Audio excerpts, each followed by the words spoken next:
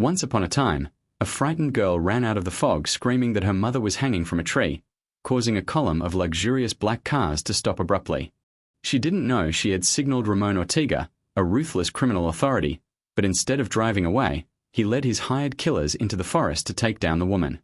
Now, the people who tortured this family are about to learn that a new apex predator has appeared in the forest. If this story hooked you, be sure to hit the subscribe button so you don't miss what's next. Tomorrow, I'll post another unforgettable story. And since you're here, feel free to comment where you're watching from. I love seeing our community from all over the world. Let's get back to the story. The fog descended low that morning, though along the forest road it seemed like something with intent. It engulfed the asphalt in thick grey waves, muffling sounds and turning the tall pines into dark silhouettes that could be watching or sleeping. The air smelled of damp earth and moss, enough to burn the lungs. Nothing moved. Nothing made a sound until she appeared.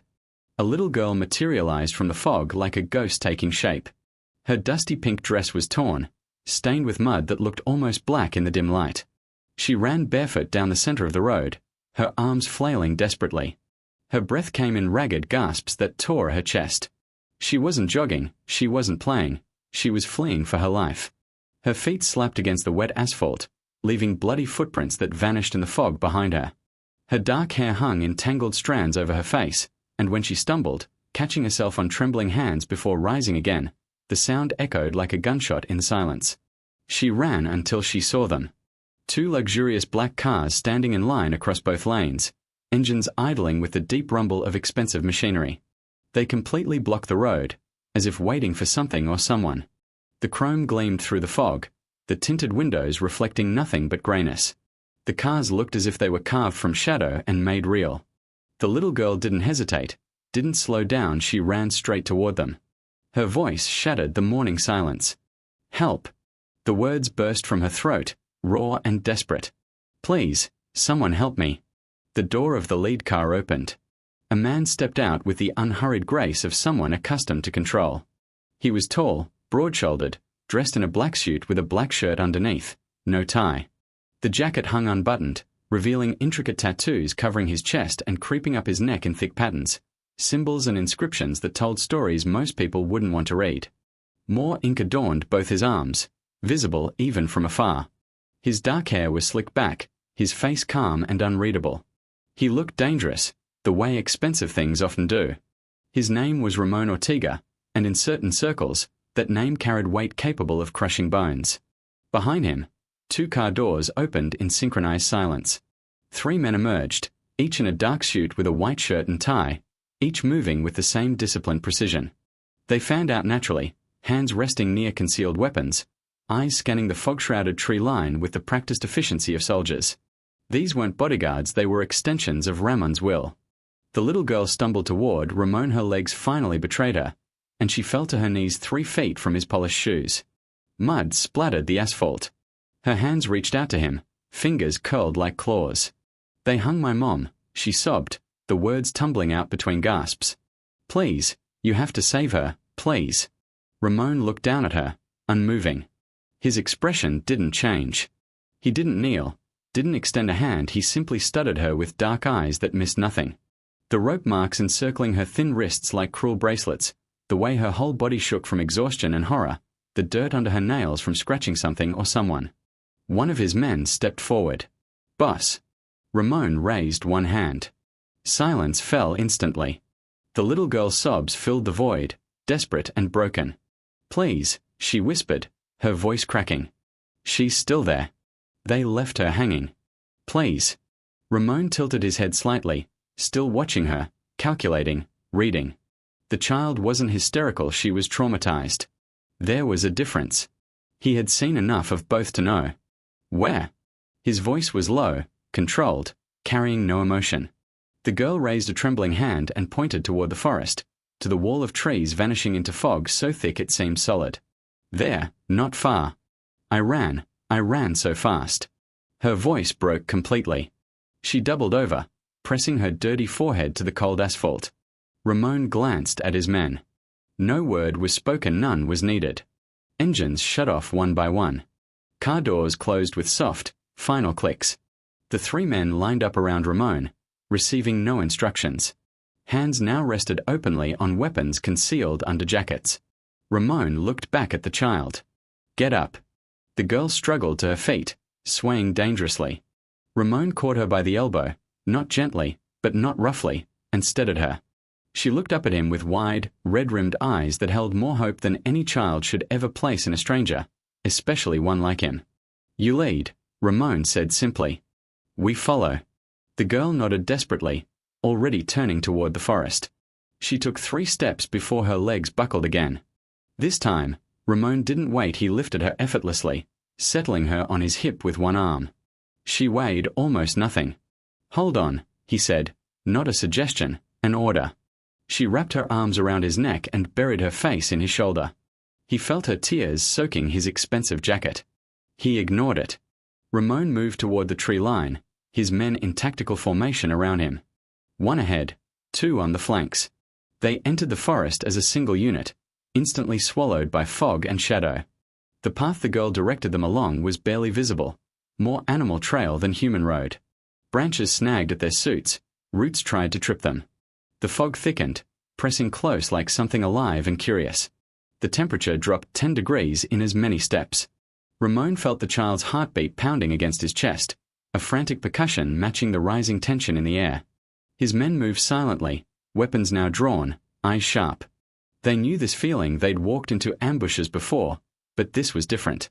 It felt heavier, more wrong. The forest suddenly opened, trees parted like a curtain revealing a stage.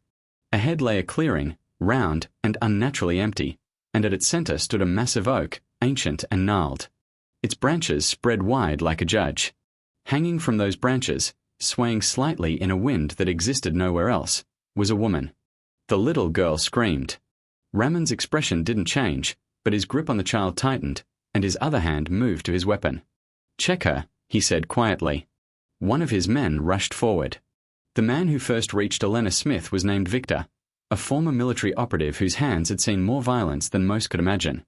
But when he pressed 2 fingers to the woman's neck, searching for a pulse under cold skin, those same hands trembled.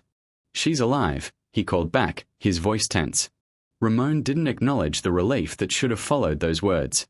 Relief was a luxury, action was necessity.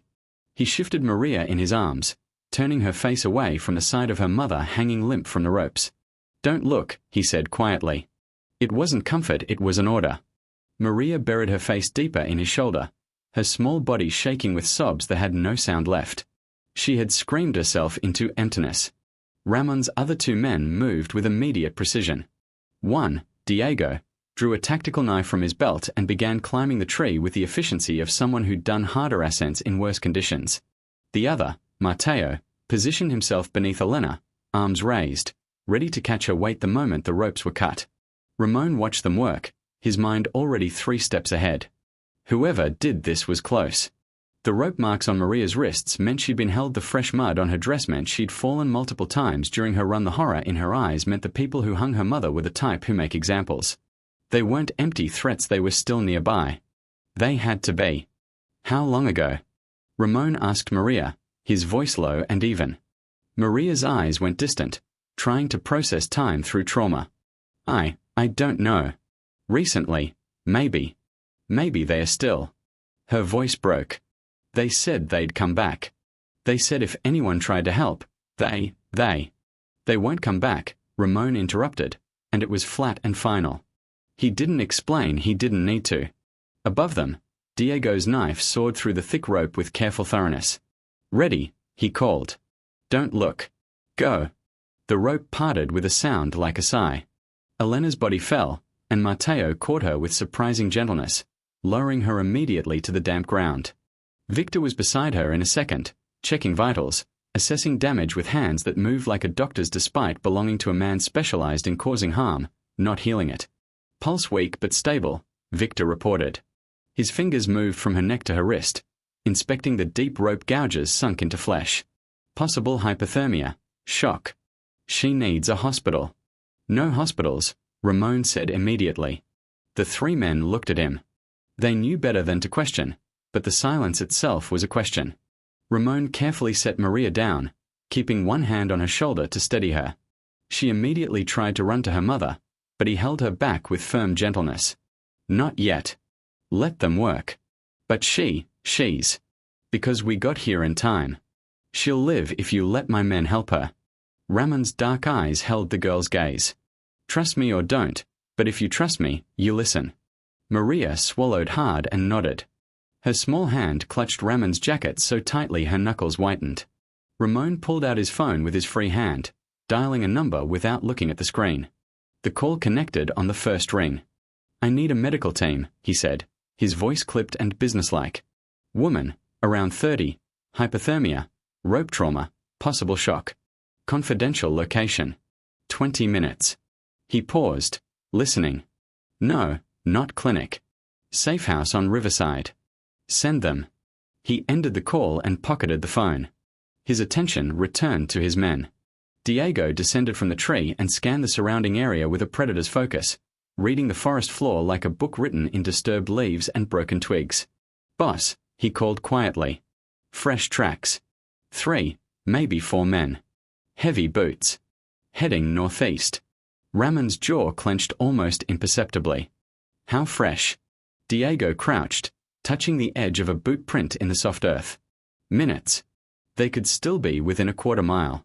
The air didn't change. All 3 men felt the shift from rescue up to something colder, sharper, to what they knew best. Ramon looked at Maria. Your mother, her name? Elena, Maria whispered. Elena Smith.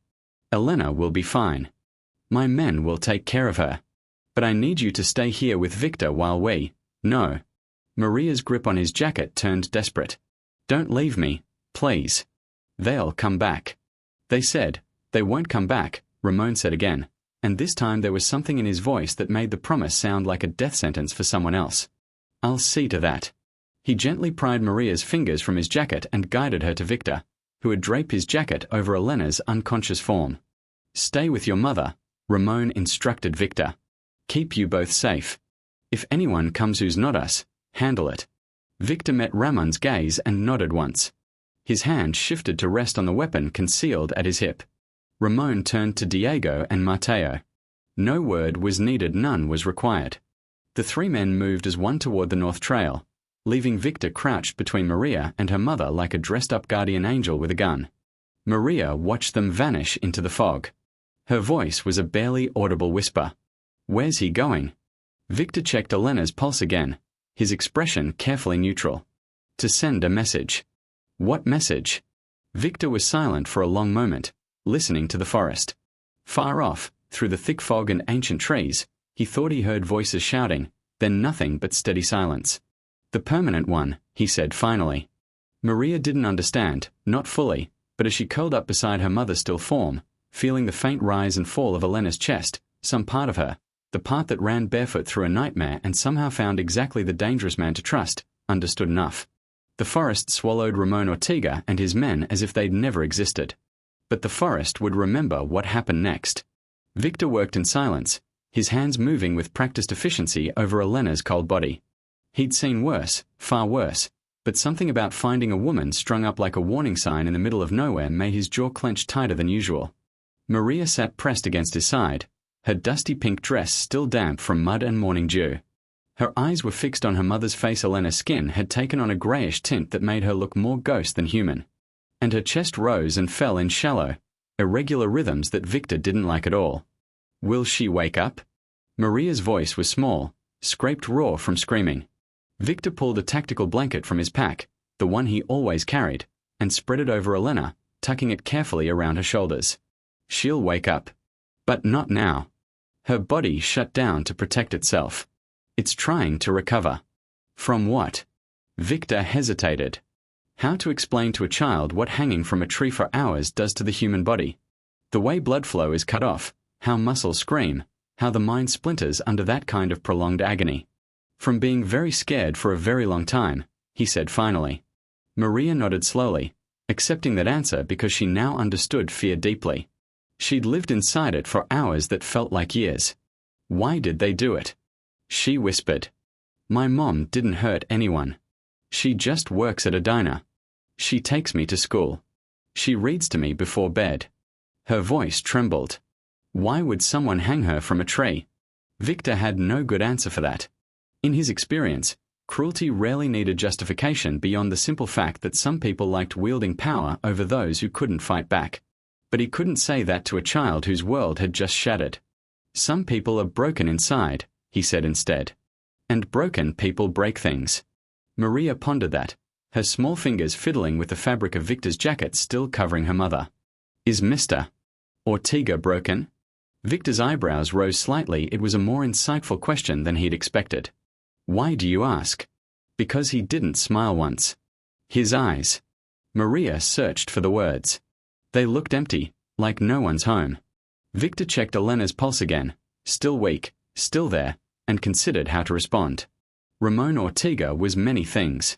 Dangerous, influential, utterly ruthless when circumstances demanded. Broken. That was tricky. Mr. Ortega isn't empty, Victor said carefully. He's cautious. He's seen a lot of bad things, and he's done what he had to do to survive them. That changes a person. Did it change you? Victor met the little girl's gaze and saw the sharpness honed by survival. She wasn't asking out of politeness, she genuinely wanted to understand the men who'd materialized from the fog to save her mother. Yes, he admitted. It changed me. But you still helped us. Yes. So maybe Mr. Ortega isn't broken. Maybe he's just. Maria searched for the words. Cautious, like you said. Victor almost smiled. Almost. Maybe. A sound cut through the forest, distant but distinct. A scream. Then another. The unmistakable crack of something that could be a branch snapping or something entirely else. Maria tensed, her hand flying to grab Victor's arm. What was that?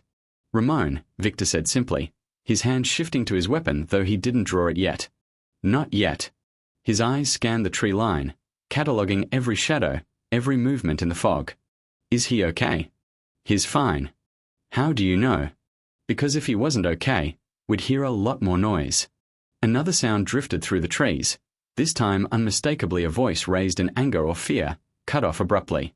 Then silence rushed back like water filling a void. Maria's breathing quickened. They're hurting someone. Yes. The people who hurt my mom. Yes. Maria was silent for a long moment, processing. Victor expected tears or fear, or maybe moral confusion about answering violence with violence. Instead, the little girl's voice came out cold and even, sounding much older than her years. Good. Victor glanced at her, surprised by the steel in that single word. Maria stared into the fog where Ramon and the others had vanished, her jaw set, eyes hard. They hung my mom from a tree like she was trash, Maria continued, her voice now shaking not from fear but rage. They tied me up and made me watch. They laughed. One of them said. She swallowed hard. He said no one would care, that people like us don't matter. Victor's hand clenched into a fist. What else did they say? Maria shook her head. I don't remember everything. There were 4 of them. They wore masks, but I could see their eyes. One had a tattoo on his arm, a snake eating its own tail. Another smelled like cigarettes and something sweet, like cologne but bad. Victor mentally filed those details. Ramon would need them later if things escalated.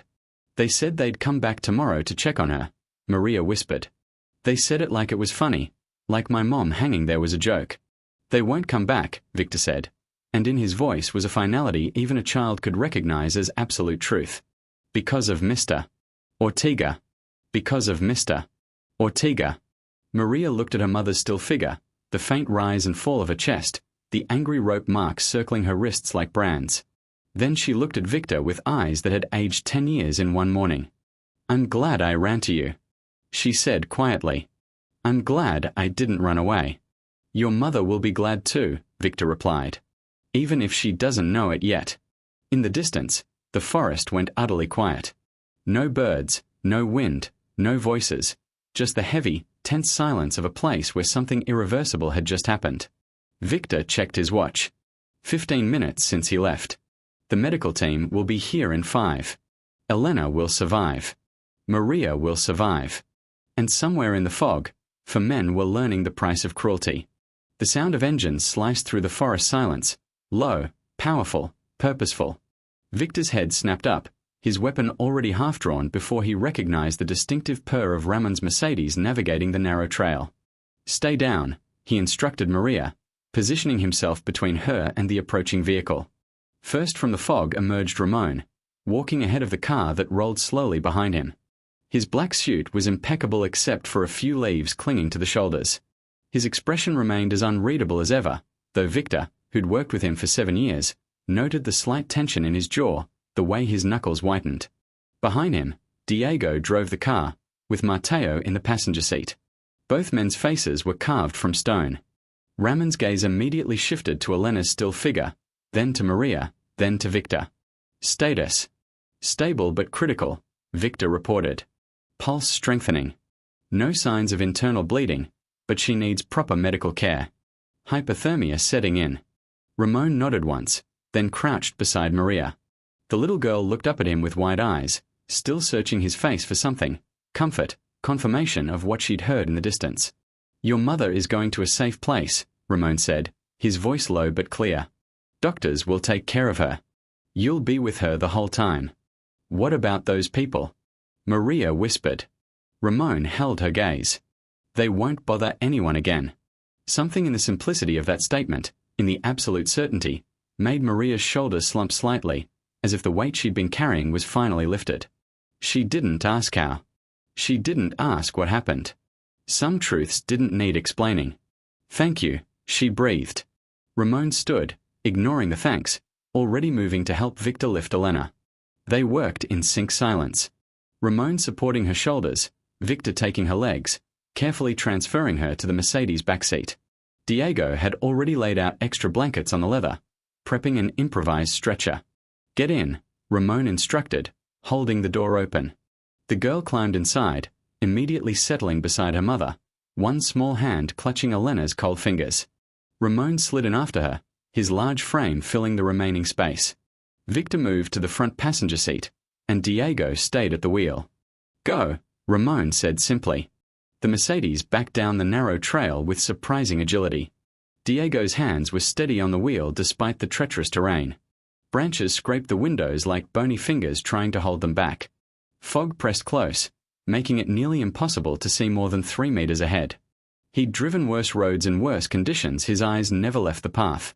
In the backseat, Ramon monitored Elena's breathing, his fingers resting lightly on her wrist, tracking the pulse. Weak but present, steady. The human body was remarkably resilient when given a chance. Maria watched him with an intensity that might have been uncomfortable if Ramon cared about comfort. "Are you a doctor?" she asked. "No. But you know what to do. I've seen enough trauma to know when someone will survive." "And my mom will survive?" Ramon's dark eyes met hers. "Yes." The certainty in that single word seemed to anchor something inside Maria. Her grip on her mother's hand loosened slightly. The panic that had driven her for hours finally began to recede. The Mercedes burst from the forest trail onto the main road. Acceleration was smooth and immediate. The fog stayed behind as they left the woods. Morning light pierced through the grey clouds overhead. "Edda?" Ramon asked. 12 minutes, Diego replied, his foot pressing harder on the gas, the speedometer needle climbing steadily. Victor pulled out his phone, typing quickly. "Toro confirms medical team on site. Or prepped if needed. Blood supply ready." "Good." Maria's head swiveled between the men, processing the efficiency of their communication, how they moved like parts of a single machine. "Where are we going?" "You said no hospital." "A safer place," Ramon replied. "Where the people who hurt your mother have no connections, no influence, no way to finish what they started." "But there." Maria hesitated, glancing at the vanishing forest behind them. "They're not going to finish anything, are they?" "No." The word hung in the air, final as closing doors. The Mercedes devoured miles, the luxury suspension smoothing bumps that would have rattled a lesser vehicle. Inside, Elena's breathing began to deepen slightly, her body's survival mechanisms kicking in slowly now that she was warm, horizontal, and relatively safe. "She moved," Maria said suddenly, her voice sharp with hope. "Her fingers, I felt them twitch." Victor turned in his seat to look.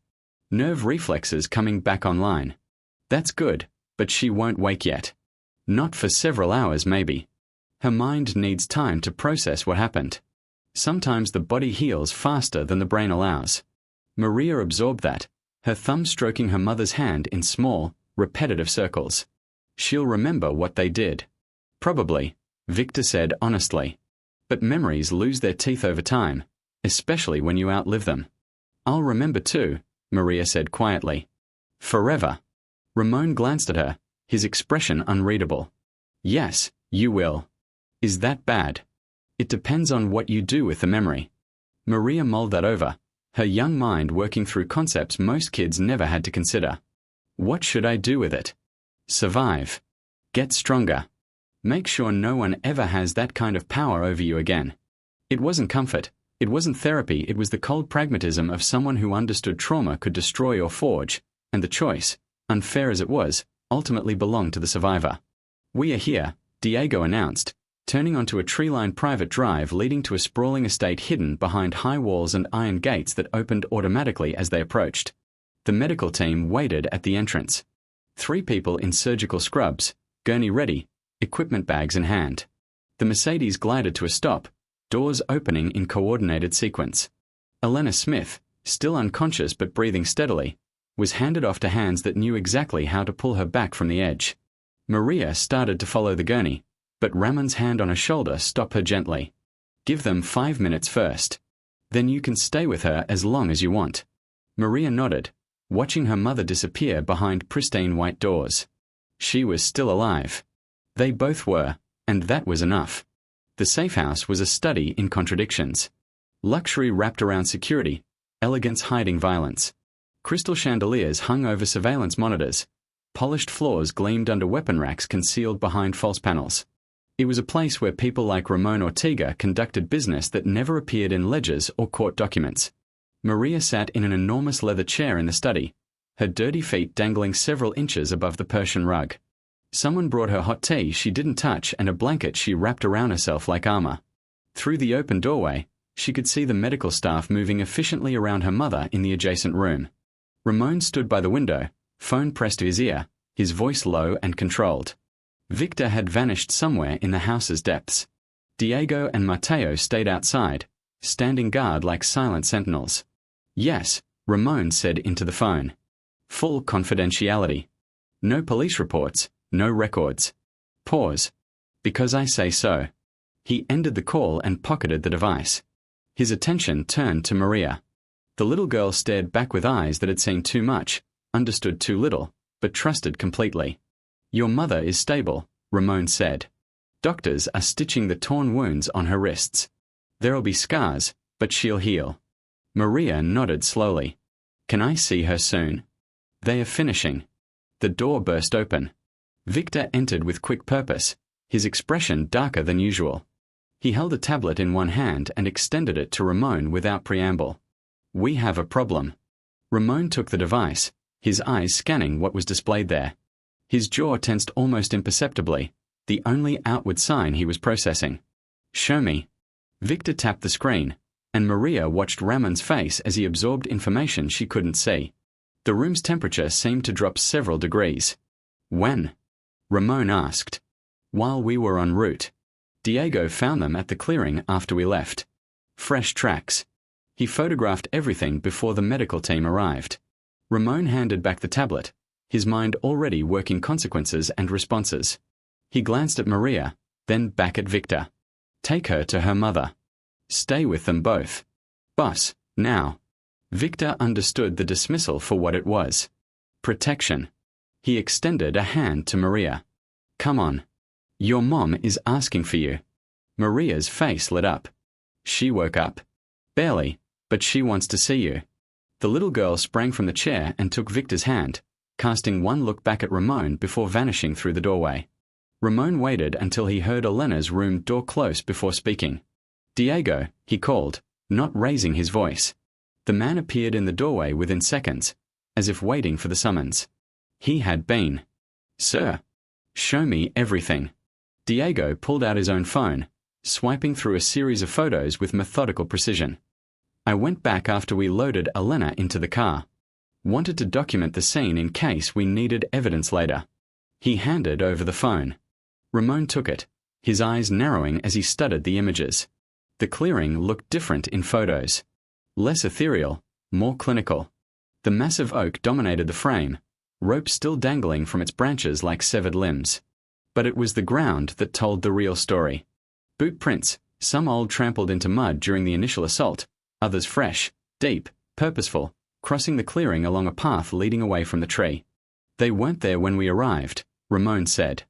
It wasn't a question. No, sir. I'm sure. I checked the perimeter when we first entered. These tracks were left after we departed. Someone came back. Ramon swiped to the next image. A close-up of a print with Diego's tactical knife placed beside for scale. Large boots, heavy tread, military soles, the kind worn by people expecting trouble and dressing accordingly.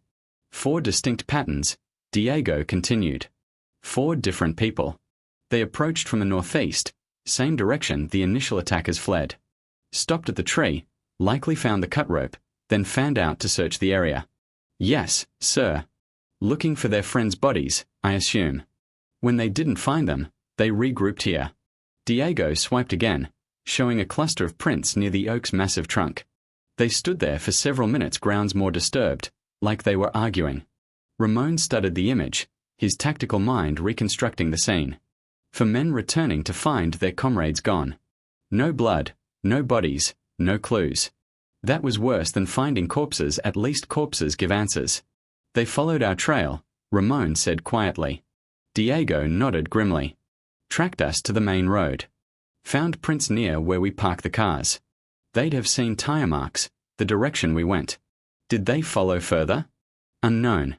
Lost the trail on asphalt. But sir, Diego hesitated, unusual for him. They know someone intervened. They know their op was compromised. And they won't stop looking for who did it. Ramon handed back the phone, his expression carved from ice. How many did we leave in the woods? 3 confirmed. 4th escaped during the initial engagement. Fled before we could secure him. Description: medium build, wore a red jacket. Moves fast. Mateo winged him with a shot, but he made it to a vehicle we didn't know about. Off-road bike, judging by the sound. Ramon was silent a long moment, processing variables and calculating risks. For men returning to the clearing meant the initial group was larger than they'd assumed. Organized, coordinated, the kind of crew that doesn't take losses lightly. And now they knew someone had interfered. They'll retaliate, Ramon said finally. Against who they don't know who we are. They know someone took Elena down. They know someone took her away. That's enough to come back looking. Ramon's eyes turned to the closed door where Maria and her mother waited. They'll go to places she might run. Her home, her work, people she knows. She's here with us. She's protected. For now. But we can't keep her forever. And they'll wait. Ramon's jaw set with resolve. No. Waiting gives them time to regroup, plan, bring reinforcements. What do you propose? Ramon met Diego's gaze, and in that look was the cold calculation of a man who'd built an empire on indecision. We go back tonight. We find them before they find us. Diego didn't smile, but something like satisfaction flickered across his face. I'll tell Mateo to prep full gear. This won't be a talk. Understood. When Diego left, Ramon returned to the window, gazing at the manicured gardens that hid nothing darker than expensive landscaping. The forest remembered what happened in its shadows. Tonight, it would remember more. The hunting cabin sat 3 miles northeast of the clearing, hidden behind a wall of pines and accessible by a dirt road that hadn't seen maintenance in years. It was the kind of place people came to disappear, by choice or otherwise. Smoke curled from the metal chimney, grey against the darkening sky. Golden light seeped through cracks in the shuttered windows. Inside, voices rose and fell in heated conversation, punctuated by the snap of beer bottles opening or furniture being kicked. Ramon watched it all from the forest edge, crouched in absolute stillness 50 yards from the structure. Beside him, Diego scanned the perimeter through night vision binoculars while Mateo circled to cover the back exit. They'd left Victor at the safe house with strict orders to protect Elena and Maria at any cost. This was different work. It required a different kind of focus. 4 targets confirmed, Diego whispered, his breath barely visible in the cool evening air. All armed. 2 rifles visible, probably more we can't see. They're agitated. Lots of movement, lots of yelling. Ramon watched the cabin with predatory patience. The structure was old but sturdy. Thick logs, minimal windows, one main entrance and one back exit. If you knew it was coming, a trap. If you didn't. They're scared, Ramon noted quietly. Good reason. They'd returned and found their friends vanished. Not just gone, evaporated. No blood trail, no bodies, no evidence. That was worse than finding corpses. At least corpses give answers. Through the shutter cracks, he could see shadows moving. People pacing, gesturing emphatically. One shadow was larger than the others, dominating the space with aggressive body language. The leader, likely the decision-maker. We could smoke them out, Diego suggested. Old cabin, it'd go up fast. Too loud, too visible. Smoke would draw attention. Ramon's eyes never left the structure. We go in. We take control. We make them understand what happens when you hang innocent women from trees. Diego lowered the binoculars. You want them alive? I want them to answer questions first. And then. Ramon didn't reply. He didn't need to. Mateo's voice whispered through Ramon's radio earpiece. In position. Back door secured. No activity this side. Ramon touched his earpiece. Hold until my signal. No one leaves. Copy. Ramon checked his weapon. A matte black pistol that had seen enough use to feel like an extension of his hand. Diego did the same, his movements automatic and efficient. They'd done this before, not often, because Ramon preferred building empires over dismantling small ops. But sometimes examples had to be made. Sometimes the forest demanded blood. On 3, Ramon said. They moved like smoke through the trees, covering the distance in seconds. Ramon's approach was direct. No stealth, no subtlety. He reached the front door and kicked it with force enough to half-rip the old hinges from the frame. The door crashed inward. The 4 men inside jumped to their feet, hands reaching for weapons that now didn't matter. Ramon stepped over the threshold, pistol raised and steady. Diego followed a step behind, covering the room's right side. Ramon held the left. Don't, Ramon said quietly. The words carried more weight than a shout. All 4 men froze, hands hovering near rifles leaned against walls or pistols tucked in belts. They were rough men, scarred faces and hardened expressions, the type who'd spent lives operating in spaces the law didn't reach. But they recognized death when it walked through their door. The largest man, the leader, stood by a battered wooden table covered in beer bottles and what looked like a map. He was maybe 40, with a thick beard and a tattoo of a snake eating its own tail on his left arm, the same tattoo Maria had described. His eyes widened in recognition. Not of Ramon specifically, but of the type of man he represented. Professional, calm, absolutely certain. Who the hell are you? The leader demanded, though his voice carried less conviction than his words implied. The man who took Elena Smith down from your tree, Ramon replied evenly. The cabin's temperature dropped. The 4 men exchanged glances. Fear mixing with confusion, mixing with dawning understanding. Wasn't your business, the leader said, his hand inching toward the pistol at his hip. Diego's weapon shifted a fraction. The movement was tiny but impossible to miss. The man's hand stopped. You hung a woman from a tree and left her child to watch, Ramon continued, his voice still low, still controlled. You made it everyone's business. The leader's jaw worked silently. His eyes flicked to the other 3 men. One with a red bandana standing near the fireplace, one younger with a poorly healed scar on his cheek sitting at the table, and one older with grey in his beard leaning against the far wall. None looked ready to speak. I asked you a question, Ramon said, and now there was something in his voice that made the cabin feel smaller. Castellano, the leader spat finally. Victor Castellano. She worked at his club, stole from the till. $3,000 over 6 months. Ramon processed that. Victor Castellano was a mid-level operator. Ran protection rackets and illegal gambling on the East Side Territory. Small fry but vicious, the type who compensated for lack of power with excessive cruelty. Castellano sent you to make an example. Sent us to send a message. Don't steal from family. Family, Ramon repeated, and something like amusement touched his features. Victor Castellano represents no family I acknowledge. He's a parasite feeding on people who can't fight back. And who the hell are you? The leader demanded again, anger starting to override fear. Ramon took 1 step forward. Just one, but it was enough to make all 4 men tense. I'm the man who's going to explain something to you very carefully, Ramon said. And you'll listen because your lives depend on understanding what I'm about to say. The cabin went utterly silent except for the crackle of fire in the hearth and the distant sound of wind through pines.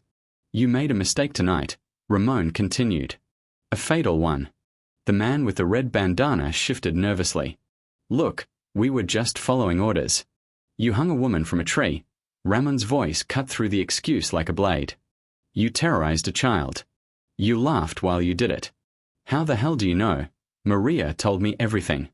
Every detail, every word you said. The men now exchanged uneasy glances. If the girl talked, if she'd survived, if she'd reached someone with resources. The leader's face hardened.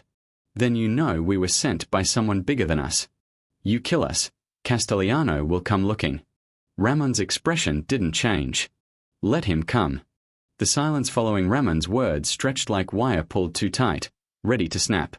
The leader's face darkened, rage battling the survival instinct telling him he stood on the edge of something irreversible. You think you can just walk in here and— I already walked in, Ramon interrupted, his tone unchanged. Now answer my questions. How many were you when you hung Elena Smith? The leader's jaw clenched. I don't owe you shit. Diego's weapon shifted, barrel now pointing straight at the man's chest. The message was clear. 7, the young one with the scar blurted, his voice shaking. We were 7 total. The leader shot him a murderous glare, but the damage was done. Ramon's eyes shifted to the young man. Names. I don't know all of them. Just, you know. The young man swallowed hard, his Adam's apple bobbing. He glanced at his comrades, saw no support, and calculated that cooperation might buy him minutes he otherwise wouldn't have. I'm Tommy. This is Jake. He nodded at the leader. Redhead, there's Chris. Old guy's Pete. The 3 not here. Vic, Danny, and Mitch. Where are Vic, Danny, and Mitch? Ramon asked, though he already knew. Silence, heavy and damning. They didn't come back from the woods, Jake said finally, his voice tight. You already know that. Whatever you did to them, they got exactly what they deserved, Ramon said simply. The same mercy they showed, or didn't, Smith. It wasn't, Diego added from behind him. Jake's hand twitched toward his weapon again. It was instinct more than strategy. The desperate move of a cornered animal. Ramon was faster than instinct. His pistol barked once, the sound deafening in the confined space. The bullet slammed into the wooden table 6 inches from Jake's hand, sending splinters flying. Everyone froze. The next one won't miss, Ramon said calmly, as if he'd merely cleared his throat instead of firing a gun. Sit down. All of you. For a moment, no one moved. Then Pete, the older man by the wall, lowered himself slowly into a chair near the fireplace. Tommy followed, hands slightly raised in surrender. Chris, red bandana, hesitated but eventually dropped onto a stool by the window. Jake remained standing, defiance etched in his features even as fear seeped through his eyes. Sit, Ramon repeated. Or what? You'll kill me. You're gonna do that anyway. Maybe. But sitting gives you a few more minutes to argue why I shouldn't. Jake's laugh was bitter and soundless. You're not here to talk. You're here to tie up loose ends. I'm here, Ramon said, because a little girl ran barefoot down a road begging someone to save her mother. And when I found that mother hanging from a tree with rope cutting into her wrists, I made a decision about what kind of people deserve to walk away from this. He paused, letting the weight settle. You are not those people. The cabin went silent again except for the fire's crackle. Outside, darkness had fully claimed the forest. Mateo's voice whispered through Ramon's earpiece. Still clear on my side. No movement. Jake finally sat, his posture still rigid, coiled. Castellano gave us orders. We followed them. That's how this world works. Following orders doesn't absolve you from choices, Ramon replied. You could have delivered the message 100 different ways. But you chose the cruelest. You chose terror. You chose to make a child watch her mother suffer. She needed to remember it, Jake snapped. That's the point of a message. Make it stick. Then it will stick, Ramon said quietly. What happens next will be a message that sticks. Chris spoke from his position by the window, his voice shaking slightly. Listen, man, We didn't know anyone would care. Elena Smith is nobody. She's a waitress who got greedy. In our world, that has consequences. In my world, Ramon said, hanging women from trees has consequences too. Tommy, the youngest, couldn't stay silent anymore. We are sorry, okay? We'll leave. Tell Castellano the job's done, she's dead, whatever. We'll disappear. You'll never see us again. Diego made a sound that might have been a laugh if it had any warmth. Ramon studied Tommy for a long moment.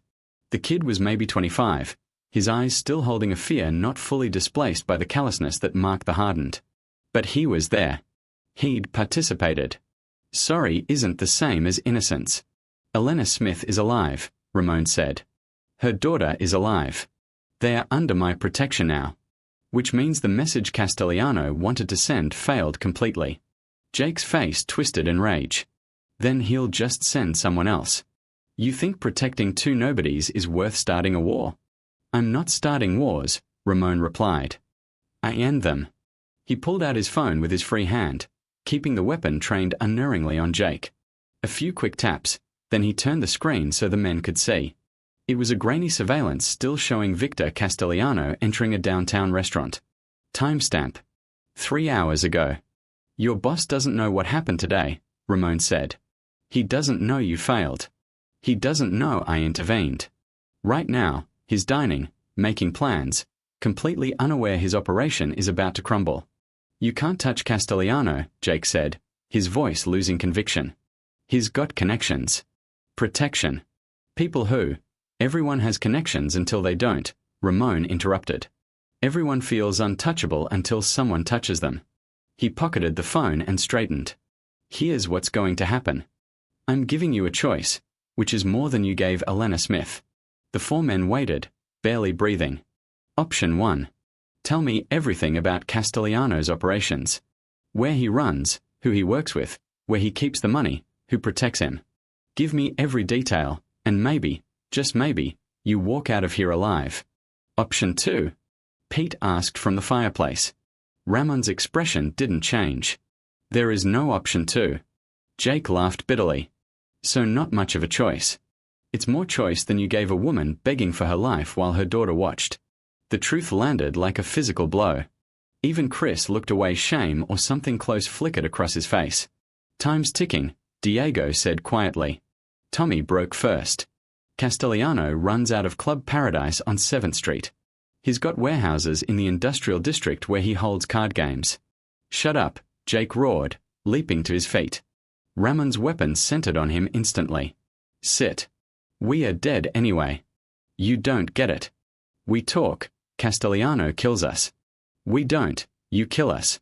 No way out. There's always a way out, Ramon said. Sometimes it's just narrower than you'd like. Dawn was breaking when Ramon returned to the safe house, painting the sky in shades of gold and pink that seemed almost indecent after the night's work. Diego drove while Mateo sat in back, methodically cleaning his weapon. None of them spoke. There was nothing left to say. The cabin in the woods would hear no more voices. The forest had reclaimed its silence, and the 4 men who'd thought themselves untouchable had received their final lesson in consequences. Ramon had made his choice right there, the choice he always made when mercy and justice stood on opposite sides of the line. Some lines weren't meant to be crossed. Victor met them at the door, his expression neutral but his eyes asking questions his mouth wouldn't voice aloud in front of the others. Ramon nodded almost imperceptibly, enough to convey that all necessary had been handled. Nothing more. Status, Ramon asked quietly. Elena woke. Conscious. Asking for her daughter. Victor paused. And asking for you. Ramon removed his jacket, noting the mud on the sleeves, the small tear at the shoulder. He handed it to Diego, who vanished to dispose of it properly. Some evidence didn't need to exist. Maria's asleep in the chair by the bed. Hasn't left since you went. Ramon nodded, moving down the elegant hallway to the medical wing. His steps were silent on the marble floors years of practice had made stealth reflexive. He paused at the ajar door, observing before entering. Elena Smith lay propped on pillows, her wrists wrapped in clean white bandages that stood out against her pale skin. And 4 dripped into her left arm. Her dark hair had been washed and braided by someone on the medical staff. She looked fragile but alive, definitely, undeniably alive. Maria slept curled in a large chair by the bed, Victor's jacket still over her small form like a blanket. Her face was peaceful in sleep. Horror had finally left her features. One hand reached across the small gap between chair and bed, fingers interlaced with her mother's. Elena's eyes found Ramon in the doorway. She didn't flinch, didn't look away, just studied him with an intensity suggesting she was trying to reconcile the man who'd saved her life with the kind of man capable of such things. Ramon entered, closing the door quietly but leaving it unlocked, never locking himself in a room without exit options. Mr. Ortega. Elena's voice was hoarse. Mrs. Smith. Just Elena. Pause. Maria told me what happened. What you did. What you're doing. Ramon approached the window, keeping distance. Close enough to hear, far enough to give her space. She didn't need to tell you anything. She's a child. She's my child. And she saved my life by running to you. She saved your life by being brave enough to ask for help. I was just there. Elena made a sound that might have been a laugh if it didn't hurt so much. You don't strike me as the kind of man who's somewhere by accident. Ramon didn't deny it. The truth was complicated. He was returning from a meeting in the Northern Territory, choosing the back road to avoid traffic and attention. The fog, the empty road, the timing, maybe fate. Maybe just math. He didn't believe in providence but acknowledged probability. The people who hurt you won't return, Ramon said simply. Elena's eyes studied him. Because they are dead. It wasn't a question. Ramon neither confirmed nor denied. Silence was answer enough. Good, Elena whispered, and beneath the fragility was steel. I hope they suffered. That they understood their mistake before the end. Elena nodded slowly, processing. Her fingers tightened around Maria's hand, an unconscious gesture of a mother who'd come too close to losing everything. What now? She asked. Maria said, we are under your protection. But protection from what if those people are gone? They worked for someone. Victor Castellano. He sent them to make an example of you for a debt he claims you owe. Elena's face paled. $3,000. I didn't steal it. The till came up short 3 times, and he called it theft. I offered to pay him back, work extra shifts, anything, but he said he needed to set an example. Castellano won't set any more examples. You're going after him. Again, not a question. I'm going to have a conversation with him about revising his business practices. It's not a conversation. Elena stopped, gazing at her daughter's sleeping face. Will Maria and I be safe?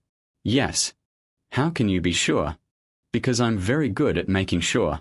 Elena studied him for a long time, this dangerous man in expensive clothes who'd appeared like something from a dark fairy tale, a monster who saved them from other monsters. Why? She asked finally. Why help us? You don't know us. We are nothing to you.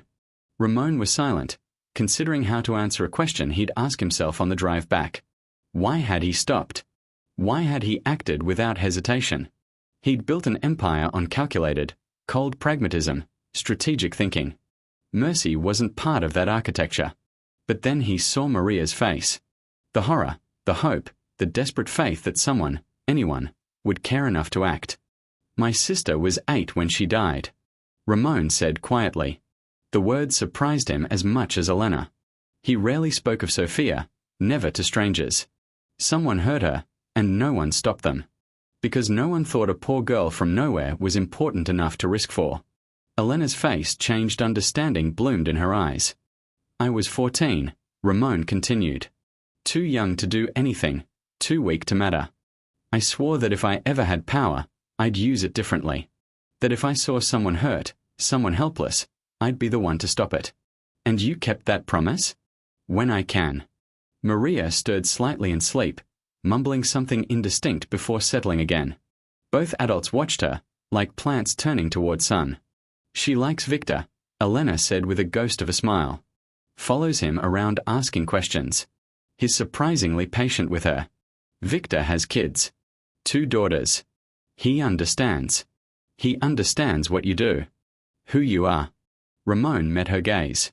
He understands the world has shadows, and sometimes the only thing that stops a monster is someone willing to be more monstrous. Is that what you are? A monster? I'm what I need to be. Elena studied him. This enigmatic man who'd burst into her worst moment and somehow become the axis her survival spun around. She wanted to understand him, classify him, make sense of someone existing outside conventional morality. Maybe understanding wasn't necessary. Maybe acceptance was enough. "Thank you," she said simply. "Whoever you are, whatever happens next, thank you for stopping. Thank you for listening to my daughter when you could have just driven on." Ramon rose, preparing to leave. He'd lingered longer than intended, allowed more conversation than was wise. Attachment complicated things, distance kept situations clean. "Maria ran to me because she had no other choice," he said. "But she was right to trust her instincts. Some people are worth saving. And some people are worth the risk of saving them." Ramon paused at the door. "Yes." He left before she could respond, before gratitude could turn to expectations, before mercy could transform into relationship. In the hallway, Maria nearly collided with him, Victor trailing with an apologetic expression. "Mr. Ortega." Maria's face lit up with uncomplicated joy. "Victor taught me a card game. I won 3 times. He probably let you win." "No." Maria protested, then looked uncertainly at Victor, who maintained perfect neutrality. Ramon almost smiled. Almost.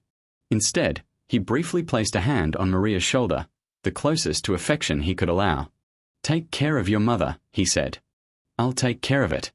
Are you leaving now? Will you come back?" Ramon looked down at this brave, traumatized child who'd run through fog and nightmare to save her mother, who'd placed her faith in a stranger's mercy and been right.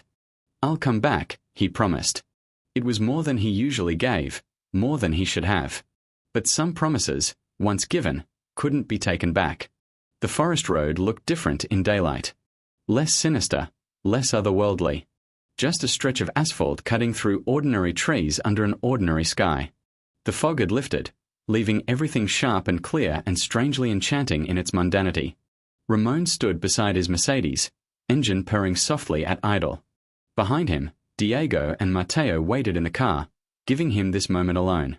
Victor stayed at the safe house with Elena and Maria, maintaining the security that had become routine over the past week. A week. That's all it had been since a little girl materialized from the fog, altering several lives' trajectories with 4 desperate words. "They hung my mom from a tree." Ramon gazed toward the forest edge where they'd entered that morning. The trail was still there if you knew where to look, still marked by disturbed underbrush and broken branches. But nature was already reclaiming it, erasing evidence that anything unusual had occurred. The forest kept its secrets. Victor Castellano now kept his. 2 forever. The conversation Ramon had promised happened 2 nights ago in the back room of Club Paradise. It was brief, direct, and ended with Castellano understanding exactly how his operation would change going forward, or rather, how it would end. The club was shuttered now, boarded up and silent. Castellano's network had collapsed like a house of cards without his hand holding it together. The people he'd terrorized quietly celebrated their liberation. Authorities didn't question his sudden disappearance. Some absences improved neighborhoods. Maria and Elena were leaving today. Victor would drive them to their new home, help them settle, ensure they had everything needed to start over. Ramon wouldn't be there for goodbyes. Goodbyes created attachments, and attachments created complications. He'd said what needed saying. The rest was execution. His phone vibrated. A text from Victor. "They're asking about you." Ramon typed back. "Tell them I had business. Tell them to stay safe." Pause. Then. "Maria says thank you. Elena says. She says she'll never forget." Ramon pocketed the phone. No reply. Memory was inevitable. People didn't forget moments that broke or saved them. Elena and Maria would carry this experience forever. Trauma and rescue, horror and mercy intertwined so fully they'd never fully separate one from the other. That was survival's burden. You carried it all with you. A second car pulled up behind. A nondescript sedan driven by one of his operatives. The woman at the wheel nodded she'd been briefed. She knew her assignment. Watch the road. Monitor anyone showing unusual interest in this area. Report anything suspicious. The forest would be watched for the next month, just to be sure. Ramon returned to his car, sliding into the back seat. Diego met his gaze in the rear view. "Back to the city, boss?" "Yes." The Mercedes pulled away smoothly, leaving the forest road behind. Ramon watched it recede through the rear window. That stretch of asphalt where everything changed and nothing did. He'd saved 2 lives, ended several others, dismantled a small criminal op, created a minor power vacuum someone would inevitably try to fill. The world kept spinning. "The girl will be okay," Diego said quietly. Not a question, but not quite a statement. "She's strong. Stronger than she should be. Like someone else I know." Ramon didn't respond to the comparison. Parallels between his childhood and Maria's were inevitable but imperfect. He'd had no one to run to when Sophia died. No stranger appearing from the fog to offer mercy and protection. He was alone. Maria wasn't. That mattered. The city appeared on the horizon. Steel and glass and thousands of complications awaiting his attention. Business didn't stop for acts of mercy. Empires required constant upkeep. People depended on his decisions, his authority, his willingness to do what others couldn't. But as the Mercedes merged into traffic and the forest vanished completely behind, Ramon felt something unusual settle in his chest. Not quite satisfaction, not quite peace. Something adjacent to both. He'd kept his promise to his 14-year-old self. When he saw someone helpless hurt, someone who mattered though the world pretended otherwise, he stopped it. Sophia would never know, but somehow it still mattered that he'd tried. His phone vibrated again. This time a photo from Victor. Maria and Elena standing before their new apartment building. Maria grinning wide while Elena smiled with cautious hope. The little girl held a paper with large, careful letters. "Thank you, Mr. Ortega." Ramon stared at the image a long moment, then saved it to his phone and powered down the device. Some moments didn't need replies. They just needed to exist. Diego. "Yes, boss. If anyone ever asks about what happened on that forest road, nothing happened. We were never there." Good. The Mercedes carried them deeper into the city, back to the world of calculated moves and control violence, power maintained through reputation and strategic ruthlessness. Ramon would return to who he'd always been. The man feared and respected and carefully avoided by all with sense. But somewhere 3 hours north, a little girl would grow up knowing that once, when it mattered most, a dangerous stranger chose mercy over convenience. Her mother would live to see her grow. That was enough. The forest road behind them stood empty now, waiting for the next traveler, the next story. The oak remained, its branches spread wide, rope marks still visible if you looked close enough. But cruelty had been answered. Balance, imperfect as it was, had been restored. The road remembered everything. It always would. But memory without consequences was just a story, and story, Ramon knew, belonged to whoever survived long enough to write it. Elena and Maria Smith had survived. That was the only story that mattered. Thank you for sticking with this story to the very final moment. You're the reason these stories come alive. If you're ready for another powerful journey, just hit the next video on your screen. And before you go, drop a quick comment and rate this story from 1 to 10. I can't wait to see you in the next one.